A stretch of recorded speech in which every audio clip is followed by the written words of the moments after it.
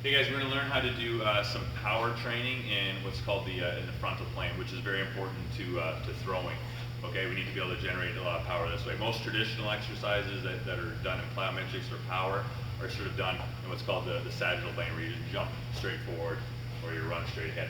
Our sport involves a lot of movement in this plane as well as a lot of twisting, but for now we're just going to work on power in the frontal plane. So the way that we can do that is by doing a series of lateral jumps with no weight. I post up on this leg, jump as far as I possibly can on this leg, and then back and forth. These are called hide-ins, or otherwise known as speed skater jumps. Just going back and forth. Start warming up with kind of littler ones, and then you can start really exploding back and forth. Once you sort of master that one, you can start to add some resistance. So with our resistance here, what I like to do is take a band, wrap it around something that's not going to be moving. I can create a little tension on it, and then I jump forward from there. Come on back. I'm not going to be able to jump as far because I got more weight, and I move back like that.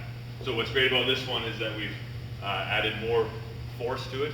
We've taken some velocity away from it, but if we add more force to it, that should carry over to our velocity when we are throwing and moving like that. If you don't have one of these jump stretch bands, just find a post.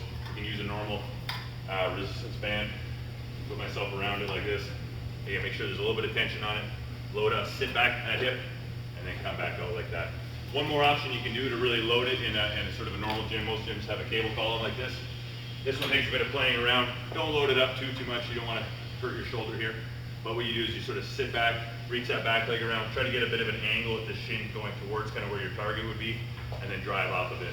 So again, not a huge range of motion, but you're learning to sort of drive off this leg, moving your body in that frontal plane. And again, the importance of this one, it's been proven that the further you can jump in a frontal plane, the more power you have to carry over to your throwing velocity. So by using a combination of these exercises where you go with the really fast ones with no resistance, our big jumps, to a combination of using our bands to the cable column, you get a full spectrum of power training in the frontal plane.